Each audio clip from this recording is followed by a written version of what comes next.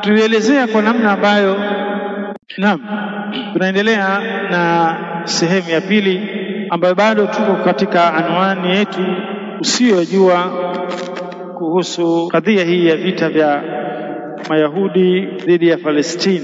Katika juma lililopita tulielezea habari ya maandamano na tulielezea kwa namna ambayo walivyoelezea wanazuoni. Tumeona kauli ya Ibn Uthaymeen rahimahullah, kauli ya Sheikh Fauzani na vile vile kauli ya Al-Albani rahimahullah, kwa maandamano si katika dini yetu ya Kiislamu, ni mambo ambayo yamerithiwa au yameigwa kutoka kwa makafiri. Lakini kikubwa ambacho nataka kufahamishana katika kadhia hii ni kwamba Mtume sallallahu alaihi wasallam aliletwa kwa lengo la kwamba afuatwe na atiiwe. Allah subhanahu wa ta'ala anasema, wama atakum rasulu fakhudhuhu wama nahakum anhu tahu, lile ambalo amekupeni Mtume sallallahu alaihi wasallam basi lifuateni, lishikeni vizuri kabisa, na lile ambalo lokatazeni basi liacheni na mkome mara moja.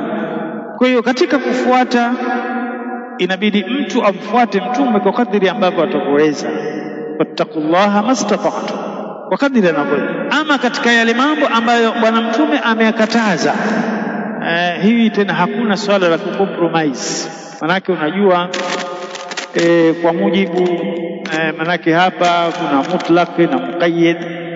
Manake unajua hivi na hivi hivi na hivi, ni watu tu wajikataze pasipo na kuleta hoja zozote, kama ilivyokuja katika mambo haya ya kidunia, ti amri bila masharti. Almuhim, katika mazungumzo yetu ya leo tutagusia suala hili la Palestina na Mayahudi. Mayahudi kama mnavyoona wanavyoiteketeza Gaza, na mamia ya ndugu zetu wa Kiislamu waliouawa, na wale ambao walikuwa wako hai lakini wanateseka na kujeruhiwa na mabomu na vitu kama hivyo, watoto wadogo kama hivyo. Tendo hili ni tendo ambalo ni la kusikitisha. Hakuna mtu ambaye atakuwa atachekelea, sote tutasikitika. Lakini vipi namna ya kuweza kuwasaidia ndugu zetu wa Palestina, au namna gani ya kuweza kuwakomboa ndugu zetu wa Palestina? Sasa ile the right path, njia ya kisawasawa, hili ndilo longe letu la kuwafahamisha Waislamu, ili tupate kuwasaidia ndugu zetu, kuwaokoa ndugu zetu. Basi kuna njia ambayo ilikuwa ni ya usahihi na hakuna shortcut katika masala haya. Nikupeni mfano. Dini hii ya Kiislamu ni kweli imeingia katika hali ambayo ya kupotea akhlaq, elimu, suluk, adab, mambo mengi tu ya Kiislamu yamepotea. Sasa yatarudishwaje? Ndio hapo sasa kuna wale wakasema kwamba hapana, ili tuwe na Uislamu kamili hapa itabidi tuingie msituni. Ndio hao akina al-Shabab, akina IS wale, akina wengine wale wanaiwa hapo kule West Africa, sio akina nani wale wanaita West Africa, Nigeria, Boko Haram. Wao wana nia nzuri lakini njia sio sawa. Wengine wakasema ili Uislamu urudi katika hadhi yake na watu wautekeleze na hivi na hivi na hivi na hivi, hakuna kitu tutachopata isipokuwa kwanza tusimamishe nini? Daula, amiri au ni kiongozi wa Kiislamu. Hawa kundi la Hizbut Tahrir. Hizbut Tahrir wao wanasema al-khilafa. Jambo la mwanzo ni khilafa. Tukishapata kiongozi kule juu, mambo yote tena yanakuja. Wengine wakasema ili tupate Uislamu uliokuwa piwa kabisa kama enzi za Mtume, basi itabidi tufanye nini? Jaula. Tutoke siku 3 tubebe masufuria hivi na hivi na hivi. Ndugu zangu Waislamu, mafanikio yetu tabligh. Sasa kuna zile approaches tofauti, wote wana nia sawa, lakini ipi sahihi?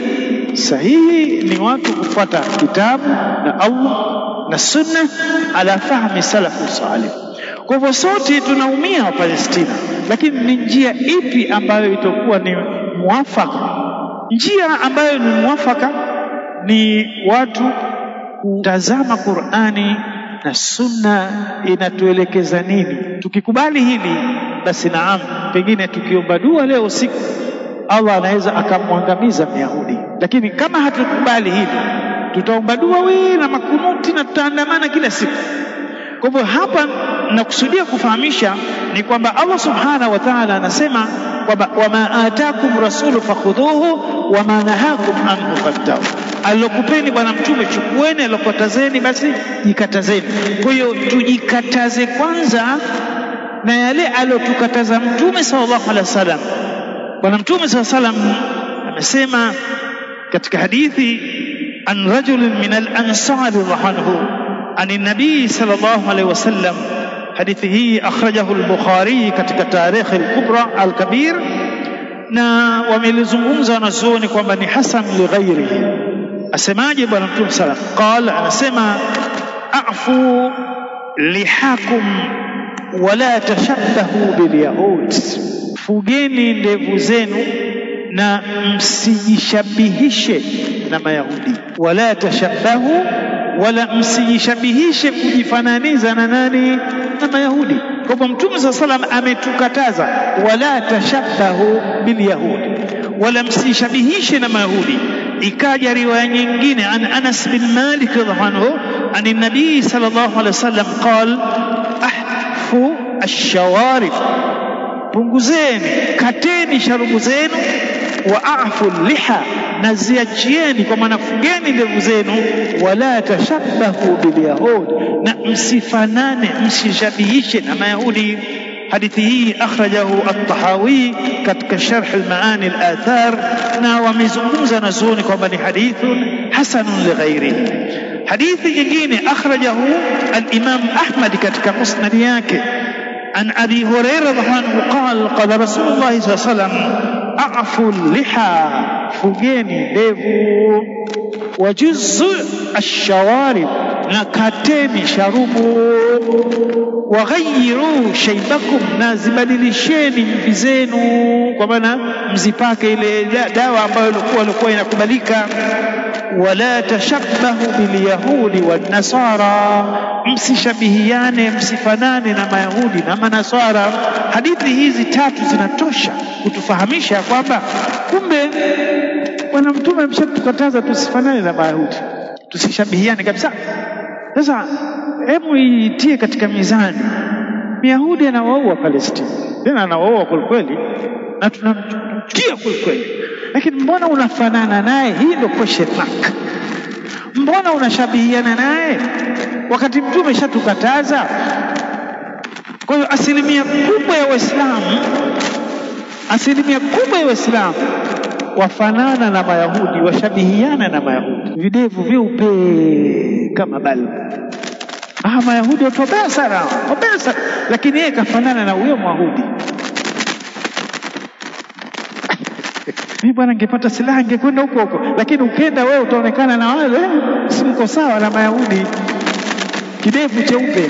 Sasa ili tupate kuwanusuru ndugu zetu Waislamu wa Kipalestina, hebu kwanza tubadilike sisi, tufanane na kwa maana afwan tusifanane na Mayahudi katika swala nini la ndevu. Swala hili ndugu zangu Waislamu, ukiangalia Waislamu wengi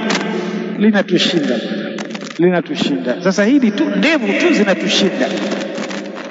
Sasa unafikiriaje kwamba Allah kweli atakubali dua zetu?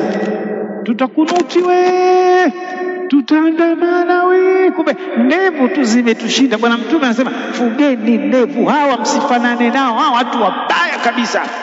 Nafikiri waliohudhuria hotuba leo Ijumaa wamesikia namna gani hawa wakatlihim al-anbiya, wamewaua manabii Yahya, Zakaria na wengine, wakawachinjia mbalini, wajeshindwa kuwaua Palestina. Ni watu wabaya, msichane nao. Ni kama vile mtu anamwambia mwanangu, sitaki kabisa ukakae kilo, usifanane na wale, usifanane na wale wakorofi, watoto wa kutabangi wale, alafu mtoto wako ndo. Kwa sisi tushatahadharishwa msifanane nao, hao wauaji. Kwa hiyo tutabakia tu maandamano. Tena jana niliona sio kama kuna peperushi niliona limeletwa hapa msikitini, si kafe vile. Hii hapa kuna peperushi nasema Shura Maimamu Tanzania, maandamano kutetea Palestina, Ijumaa tarehe 10 mwezi wa 11 23 saa 7:30 Mnazi Mmoja mpaka Manzese, swali msikiti ya Kariakoo. Tutaandamana. Sasa ukiangalia hao wanaoandamana huko Ulaya wapi na wapi na videvu vyeupe wote, alafu wale takbir takbir. Kwa hiyo ili tuweze kuwasaidia ndugu zetu Waislamu wa Palestina, tujirekebisheni kwanza sisi wenyewe, tufugeni ndevu, na ufugaji wa ndevu una maana yake. Anasema Imamu Nawawi rahimahullah katika Majmu'ul Fatawa ni kwamba swala la kufuga ndevu wa maanaha ni tarkuha ala haliha, ni kuziacha ndevu kama zilivyo hali yake. Hadha huwa dhahiru min alhadithi, hii ndio udhahiri wa hadithi, na wa huwa alladhi qalahu jama'atun min ashabina wa ghayrihim min alulama. Maulama wote wamezungumza kwamba kufuga ndevu maana yake kuziacha, na walmukhtaru tarki lihya, na lile bora zaidi ni kuziacha ndevu ala haliha, katika jinsi zilivyo, wa alla yata'arradu laha bitaksir shay'in asla, na pasipo na kuziingilia kuzitrim, kuzichonga chonga. Imamu Nawawi Uthaymeen rahimahullah wakasema katika Majmu' Fatawa yake, alqas min al-lihya khilafu ma amara bihi an-nabii sallallahu alaihi wasallam, kuzipunguza ndevu ni kinyume na ile amri ya Bwana Mtume ya fugeni ndevu. Na faman arada ittibaa amri Rasulillah sallallahu alaihi wasallam, na yeyote mwenye kutaka kuifuata amri ya Bwana Mtume sallallahu alaihi wasallam, fala ya'khadna minha shay'an, basi ndevu aziache tu, asiziingilie, asizikatekate. Huo ndio uongozi wa Bwana Mtume sallam, anna kwamba Bwana Mtume anasema katika uongozi wake, alla ya'khudha min lihyati shay'an, mtu asiziguse, asiziangalie kwa kuzifanyia ile hali ya kuzichonga na mambo mengine kama hivyo, zibakie katika hali kama hiyo. Hivi ndivyo ambavyo ilivyokuja maana ya ndevu kuzifuga. Mwingine lajna daima wakasema kwamba ma yafaluhu ba'dhu an-nas min halq al-lihya au akhdh shay'in min tuliha wa 'ardhiha fa innahu la yajuz. Baadhi ya watu wanazipunguza ndevu, ima urefu wake au upana wake, sema hili halijuzi. Kwa nini? Jambo hilo limukhalafati dhalika lihadi nabii sallallahu alayhi wasallam. Kwa hiyo ni amri, wal amri yaktadhi alwujub. Cha msingi ni kwamba ili tuweze kuwasaidia ndugu zetu wa Palestina, basi tujirekebishe sisi kwanza wenyewe, tuwe tofauti na nani, na hawa Mayahudi kwa kufuga ndevu. Mtume sallallahu alaihi wasallam kumalizia, yeye mwenyewe Bwana Mtume alikuwa na ndevu, riwaya nyingi tu zimekuja. Mojawapo hadithi al-Bara ibn Azib qala, nasema kana Rasul sallam, alikuwa Bwana Mtume kathul lihya, yani alikuwa na ndevu nyingi. Na riwaya nyingine imekuja, Ibn Hibban amesahihisha, imekuja katika lafdhi kana Rasulullah sallam adhimul lihya, alikuwa na ndevu nyingi. Na zimekuja riwaya nyingine vile vile alikuwa na kana Rasul sallam dhahmul lihya, ndevu zake zilikuwa ni nyingi. Kwa hiyo kuonesha Mtume sallam alikuwa na nini, na ndevu. Na sisi akatushimiza kwamba tufuge ndevu na tusiwashabihiane na nani, na Mayahudi. Cha ajabu, ukitaka kustajabu sasa, hawa watu ambao wanadhihirisha wanasema wanampenda Mtume na kumtukuza, wao wenyewe hawafugi ndevu. Niangalieni watu wa Maulidi wote illa man rahima rabbi, videvu vyeupe. Mtume mzuri sallallahu alaihi wasallam kidevu cheupe, yeye kesha mkhalifu Mtume. Kumbe watu wa Maulidi bwana, kinachoendelea pale ni nini? Sallallahu alaihi, lete wali tule. Mlango ngapi huo?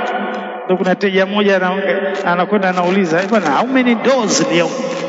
Bwana milango mingapi? Hapana, au mlango wa 9. Sasa hivi Kwa hiyo lengo la kuwafahamisha maudhui haya ndugu zangu Waislamu, ili tuokoe ndugu zetu wa Palestina, tujirekebishe kwanza sisi, tusishabihishe na Mayahudi, tufugeni ndevu. Aqulu hadha wastaghfirullah li wa lakum. Naam, tunaendelea